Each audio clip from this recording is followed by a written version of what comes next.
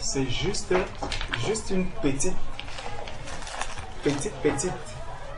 parenthèse. C'est dans Marc 6. Dans Marc 6, voici ce que le Seigneur dit. Jésus partit de là et se rendit dans sa patrie. Oh, vous voyez? Jésus se rendit dans sa patrie. Donc il va, c'est comme si je vais au village. Je vais au village, dans mon village. Donc Jésus se rend dans sa patrie. Ses disciples le suivirent.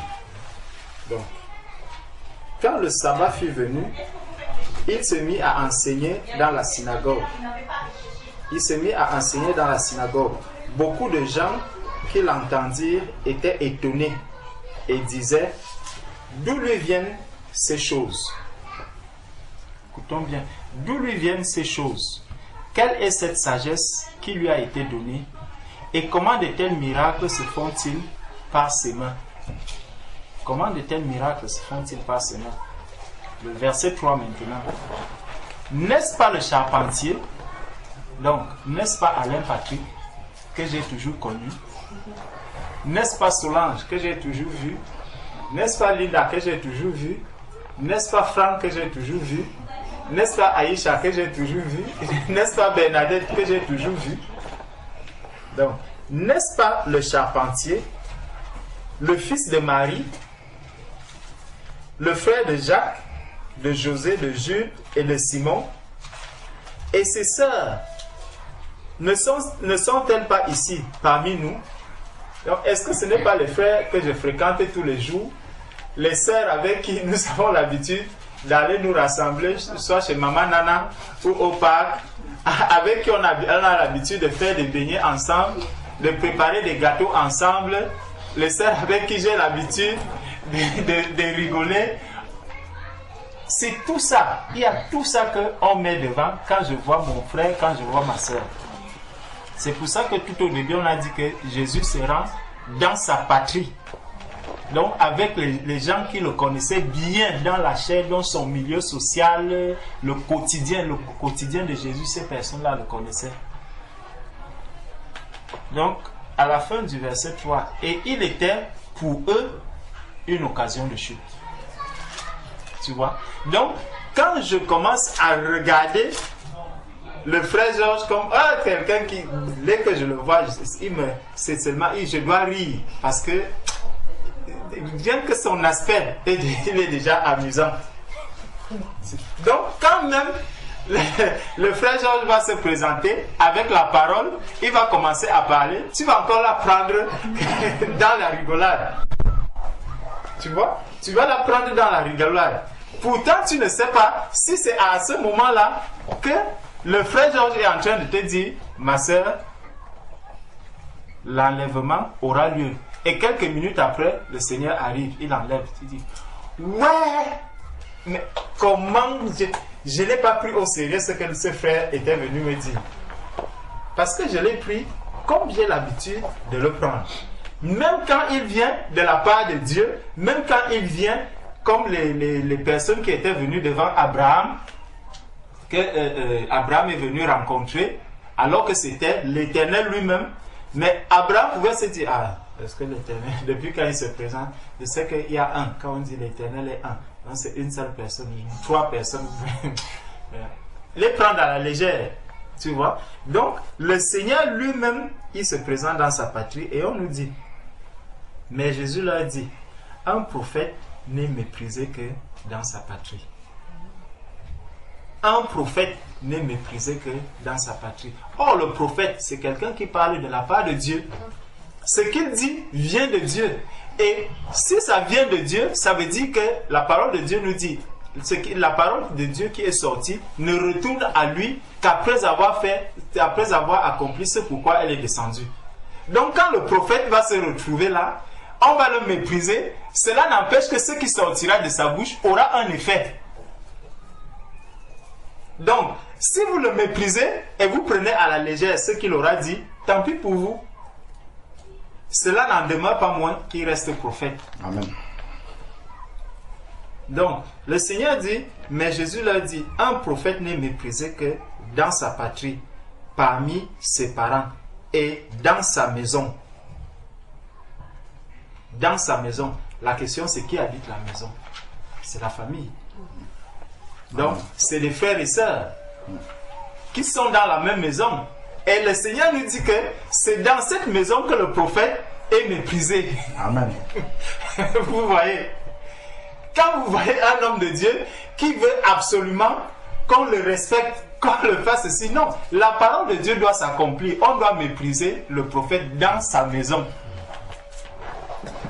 Et pour que tu ne sois donc pas humilié, non, le Seigneur t'appelle aussi à te rabaisser pour que vous soyez tous au même niveau. Si tu essaies de t'élever, non, le mépris va se faire voir. Donc autant mieux, je reste dans la masse, je me fonds à la mêlée. Et là, on ne saura pas que, ah voilà, c'est celui qui apporte la parole là, c'est le prophète, c'est le pasteur, c'est elle. Non. Vous vous fondez dans la masse, quelqu'un arrive, ah oui, frère tel, gloire à Dieu. Parce que si tu arrives, ah, c'est lui, ah, non, taisez-vous, c'est lui déjà. Maintenant, quand le mépris va arriver, tu vas dire, ah non, pourtant, si le mépris arrive alors qu'on te connaît simplement comme un frère, tu es là.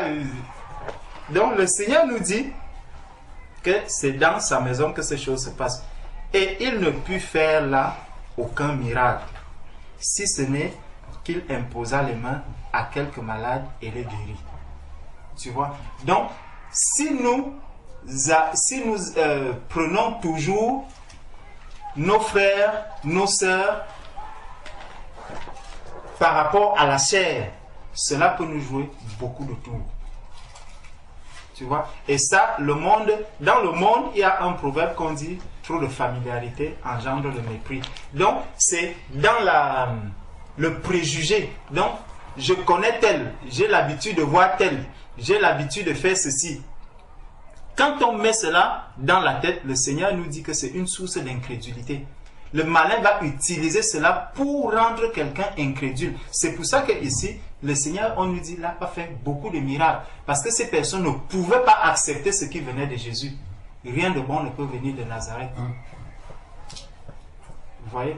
Donc, parce que je connais tel, j'ai l'habitude de voir tel, j'ai l'habitude. Donc, même quand Alain Patrick a dit quelque chose, c'est Alain Patrick que j'ai l'habitude de voir. C'est Gabin que j'ai l'habitude de voir. C'est le frère que j'ai l'habitude de voir porter les chaises. Mais tu ne sais pas qu'en ce moment même, le Seigneur est aussi en train de l'amener au-devant de toi. Cet instrument qui était vil, qui n'est pas considéré par le monde. Si toi aussi tu ne le considères pas, toi qui es enfant de Dieu, là le Seigneur te met en face de lui et il te dit, c'est lui, c'est de lui là que va venir maintenant la solution. Je peux tout de suite faire la rectification. Non, je ne dis pas que c'est comme ça. C'est juste, ce n'est pas par rapport à toi. Tu comprends? Oui, mais quand même, il faut que je fasse la rectification.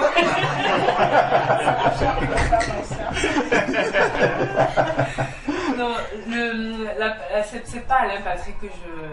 C'est pas... Comment je peux expliquer? Il faut que je trouve les bons mots. Quand Alain Patrick a fait l'exhortation, c'était pas par rapport à Alain Patrick que j'ai refusé. Je me suis dit non, c'est Alain Patrick. Mais en fait, dans ma tête, ce qui se disait, c'est que c'est toujours les mêmes paroles. Donc tu vois, c'est les mêmes paroles qu'on est en train de lire, que ce soit Alain Patrick, ou que ce soit Georges, ou que ce soit une autre personne. Pour moi, moi je me disais, je connais déjà ces paroles-là. C'est les mêmes paroles, donc... il n'y a rien de nouveau. Voilà, il n'y a rien de nouveau. Donc rien ne va changer.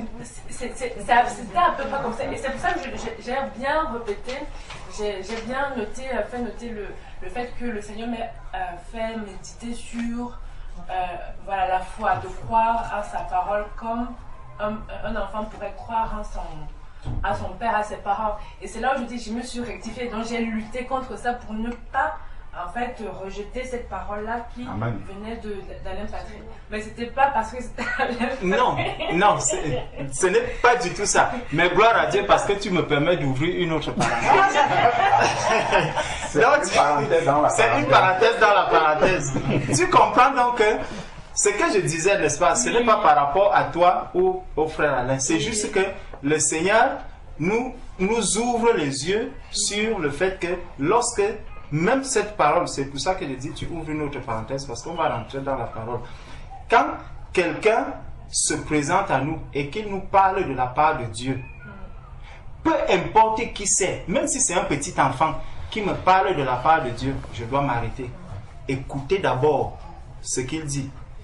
Examiner à la lumière de la parole, avec le Saint-Esprit que j'ai reçu. Tu vois? Donc, mais si je le prends comme quelqu'un que j'ai l'habitude de connaître, tu vois, là, ça peut me jouer des tours. Et c'est sur ça que le Seigneur nous attire. C'est pour ça que le Seigneur a laissé ce passage, c'est pour nous dire que faites attention. Même si vous voyez un prophète chez vous, même si vous voyez un enfant de Dieu, quelqu'un que vous avez la preuve, quand tu regardes un peu dans nos familles, dis à mon propre père que Georges s'y peut donner une parole que quelqu'un va entendre, écouter, et la personne dit que ah, ce frère-ci vraiment, j'ai été édifié. Il va te dire non. Parce qu'il me connaît, il sait que c'est son enfant, donc rien de bon ne peut venir de celui-ci. Pour vraiment m'aider même spirituellement, rien de bon ne peut venir de lui. Tu vois un peu, c'est par rapport à nos propres familles. Il est plus difficile, il m'est plus difficile d'apporter même un message dans ma propre famille. Déjà, pour qu'on m'accorde même 2 minutes de parler, ça, c'est impossible. Est-ce que tu comprends? Donc, on s'assoit comme ça, dès qu'on va commencer, ah, laisse-nous ça, laisse-nous ça. Mais par contre, je vais me présenter chez une personne que je ne connais pas, avec qui je n'ai pas de lien dans la chair. Mais quand on va arriver, quand je vais prendre quand même la parole de Dieu, au moins les gens vont écouter. Même s'ils n'acceptent pas, mais au moins déjà écouter. Mais dans ma propre famille, seulement écouter déjà, c'est un problème. Donc quand tu commences à parler, je dis, moi j'ai des choses là à faire à la cuisine. L'autre j'ai ceci à faire là-bas, l'autre j'ai ceci à faire là-bas. Tu restes avec la Bible en main, tu commences à méditer pour toi-même. Tu vois, c'est ça. Dans ta propre famille, dans sa propre patrie, c'est difficile. Maintenant, en faisant donc, je disais, je vais ouvrir une autre parenthèse. C'est par rapport justement à la parole de Dieu. Il y a quelque chose que nous avons souvent l'habitude de dire. Attendez, prenons Matthieu 18.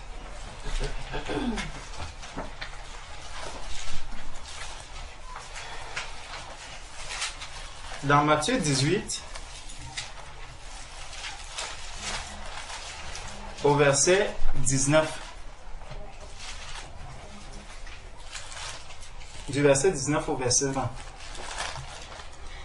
Le Seigneur nous dit, la parole de Dieu nous dit, je vous dis encore que si 2 d'entre vous s'accordent sur la terre pour demander une chose quelconque, elle leur sera accordée. Verset 20. Car là où 2 ou 3 sont rassemblés, à mon nom, je suis au milieu d'eux. Tu vois, là où 2 ou 3 sont rassemblés, à mon nom, je suis au milieu d'eux. Donc, si je te pose la question de savoir maintenant, lorsque les catholiques se rassemblent, ils se rassemblent au nom de qui? Jésus. Au nom de Dieu. De quel Dieu? De leur Dieu. De quel Dieu? C'est la Vierge Marie. Enfin, ils ont aussi les statues de Jésus et tout ça. Donc, ils se rassemblent au nom de Jésus. Oui. N'est-ce pas? Hein? Je vois que les gens sont devenus sceptiques. Oui. Mais ils se rassemblent au nom de Jésus. Oui. Au nom N'est-ce de pas? Jésus, bien sûr. Bon, quand vous arrivez chez le marabout, il y a certains marabouts qui utilisent la Bible. N'est-ce pas? Vous êtes rassemblés, la Bible est là. Vous vous rassemblez au nom de qui? C'est au nom de Jésus. Mais pourquoi on n'arrive pas à répondre? C'est au nom de Jésus qu'on se rassemble. Bon, maintenant, le Seigneur dit donc, car là où 2 ou 3 sont rassemblés à mon nom, je suis au milieu d'eux. Donc, devant le marabout aussi, le Seigneur est là. Ça veut dire que si 2 s'accordent il dit, si deux d'entre vous s'accordent sur la terre pour demander une chose quelconque, elle leur sera accordée par mon Père qui est dans les cieux. Donc lorsque tu vas rencontrer le marabout, vous vous rencontrez au nom de Jésus-Christ. Si vous vous accordez sur quelque chose, c'est le Père qui va répondre. Non. Ah, pourquoi alors? Non, parce qu'il parle des disciples, il parle des ceux qui sont rassemblés, ce sont les disciples, les vrais disciples de Jésus. Les vrais disciples de Jésus. Ouais, ceux qui sont... Bon, qu'est-ce qui te dit donc que tous les autres, là, le marabout, lui n'est pas disciple de Jésus? C'est Dieu qui sait. Ah, donc toi tu ne sais pas. Dieu, c'est Dieu qui sait. Hein?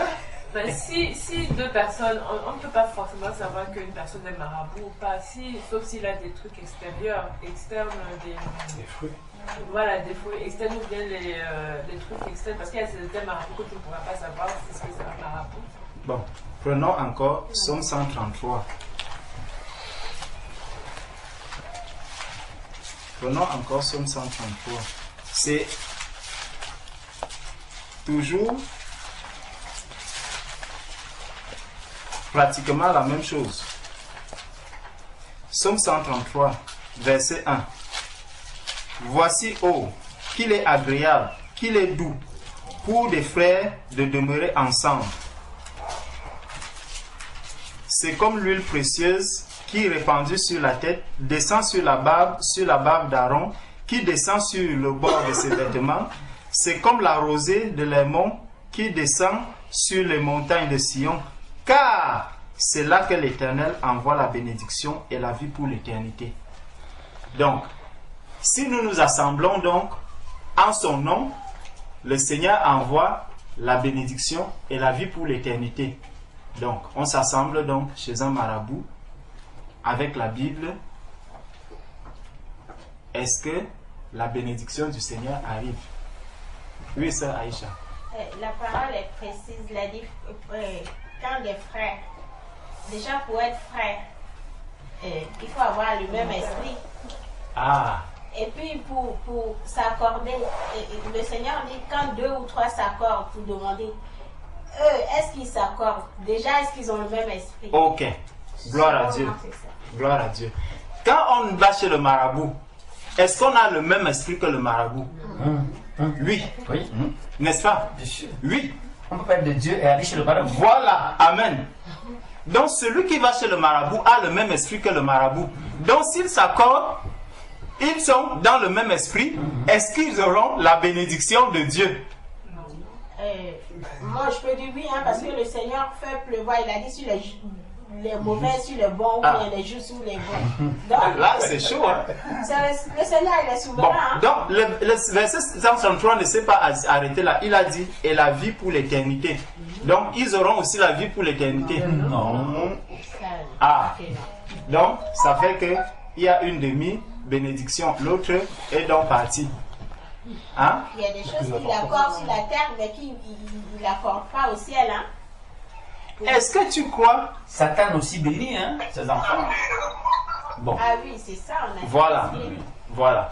C'est que là où je voudrais qu'on y arrive, hein, c'est que l'on doit comprendre que ce n'est pas parce que quelqu'un dit utiliser la parole de Dieu. Ce n'est pas parce que quelqu'un utilise la parole de Dieu que l'on va croire vraiment que c'est vraiment, ça vient de Dieu. Amen. C'est pour ça que quand il a dit dans Matthieu 18 que là où deux ou trois s'assemblent, à mon nom, je suis au milieu d'eux. C'est quand on est au nom de Jésus, mais de quel nom est-ce qu'il s'agit donc? Parce que là, dans le psaume 133, il a dit, oh, qu'il est agréable, qu'il est doux pour des frères de demeurer ensemble. De quel frère est-ce qu'il s'agit? Le marabout et celui qui va rencontrer le marabout, ils sont des frères. Si c'est une femme qui va rencontrer le marabout, ils sont frères et sœurs. Elle est la sœur du marabout. Tu ne peux pas dire le contraire. Parce que vous avez le même esprit. Donc, c'est pour ça que quand, par exemple, les personnes qui se prosternent devant les statues et autres. C'est des frères et sœurs. Je crois les Rosicruciens même, ils s'appellent frères, non? Vous voyez? Donc, ils sont frères, mais le Seigneur s'adresse ici au peuple de Dieu. Il s'adresse au peuple de Dieu. Et donc, les enfants de Dieu aussi sont des frères et sœurs. Pourquoi est-ce qu'ils sont des frères et sœurs? Hein? Bon, allons dans Marc, chapitre 3.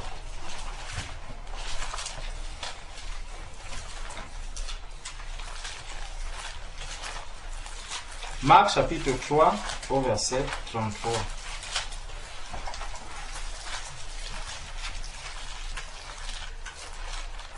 Est-ce que vous allez voir quelqu'un qui vous dit, ah, et c'est là où vous comprenez que beaucoup de personnes sont dans la religion, mais en fait, ils ont l'esprit du diable, ils sont enfants du diable.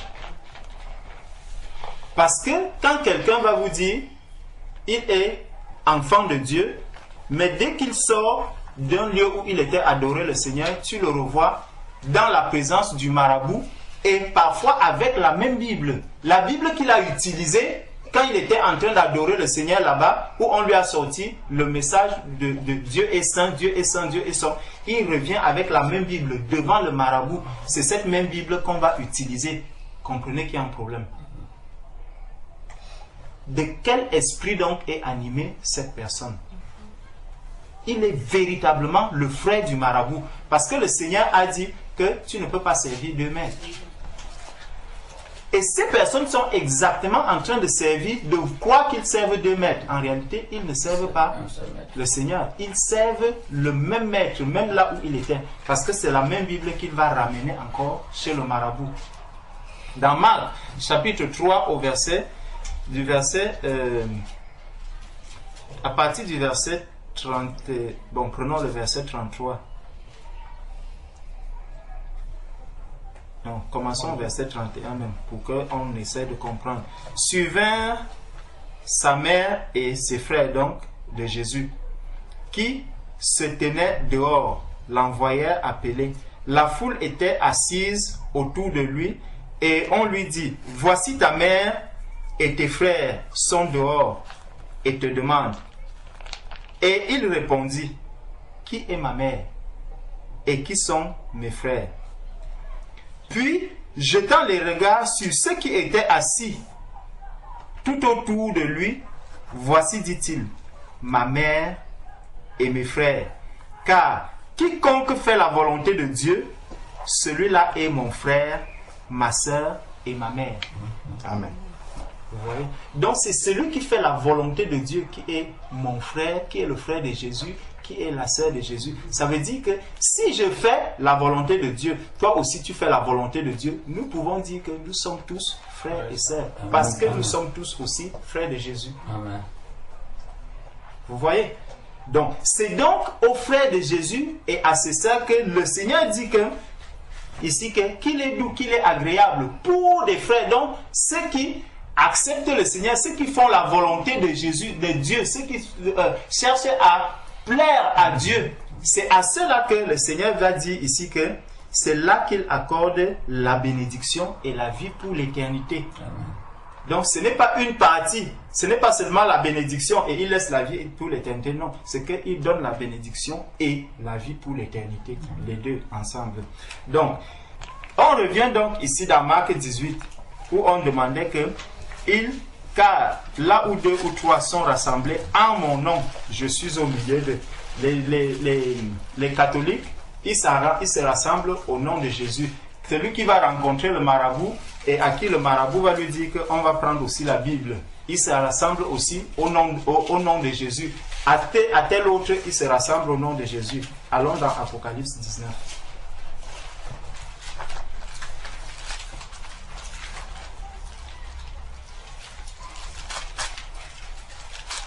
C'est la sœur Stéphanie qui a créé l'autre parenthèse qui n'était pas prévue. C'est la parole de Dieu.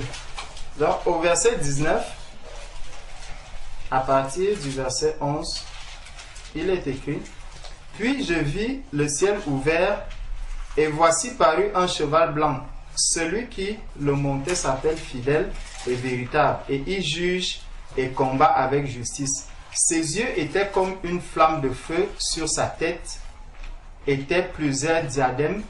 Il avait un nom écrit que personne ne connaît, si ce n'est lui-même. Et il était revêtu d'un vêtement teint de sang. Ça, Stéphanie, tu peux lire la suite.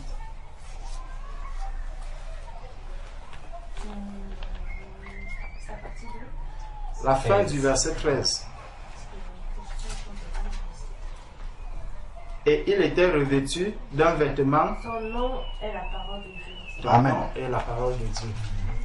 Donc, c'est ceux qui se rassemblent au nom de la parole de Dieu. Donc, si nous nous rassemblons et que nous partageons la parole de Dieu, donc la véritable parole de Jésus-Christ, donc la vérité, Jésus a dit, je suis le chemin, la vérité, la parole qui donne la vie éternelle. Tu vois, c'est ceux qui sont rassemblés au nom de la parole de Dieu. Donc, ceux qui sont rassemblés pour la parole de Dieu, pour la vérité. C'est à cela qu'il dit que, car là où deux ou trois sont rassemblés, dans la parole de vérité, je suis au milieu d'eux. Est-ce que tu comprends? C'est ça qui va faire en sorte que lorsqu'on va se rassembler devant le marabout, même si c'est au nom de Jésus, mais vous n'êtes pas dans la parole de Dieu, alors là, Jésus n'est pas au milieu de vous. Est-ce que vous voyez? Donc le Seigneur n'est pas là au milieu de ces personnes. Si ce n'est pas dans la vérité, si ce n'est pas avec la parole de vérité. Et je vais chercher à vite fermer. Parce que comme on a déjà compris que c'est dans la parole de vérité, en méditant sur Exode, en méditant dans Exode, c'était Exode 20. Dans Exode 20, il y a justement cela qui ressort.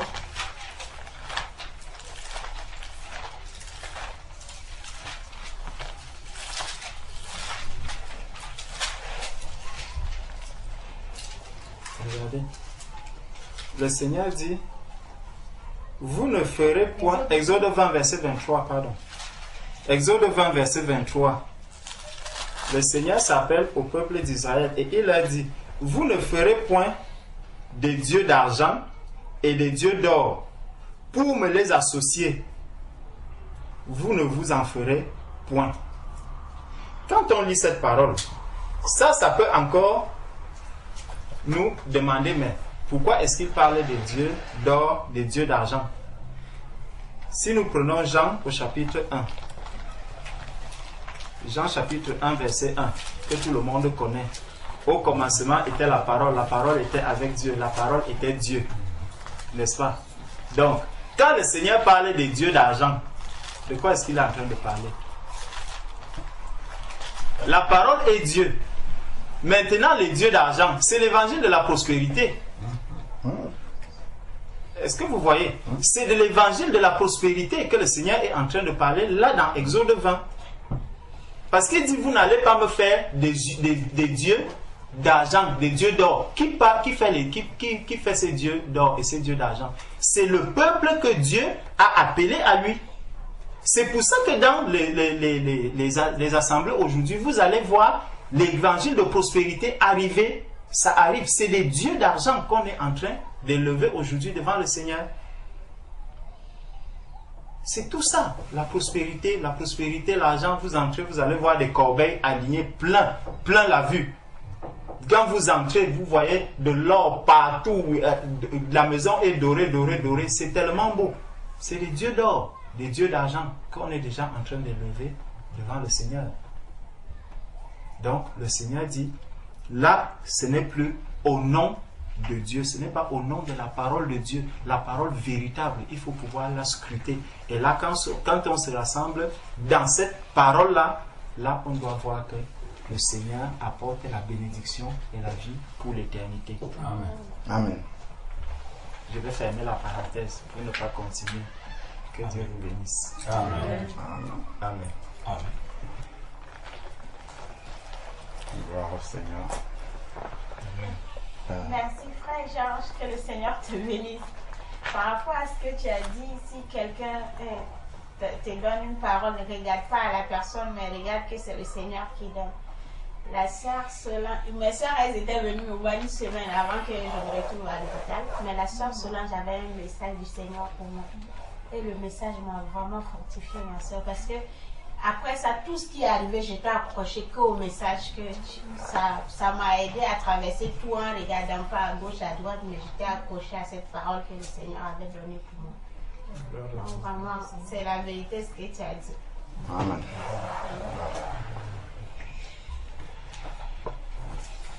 Franck, c'est maintenant plus apporter ton message, sinon j'ai quelque chose à apporter. Ouais.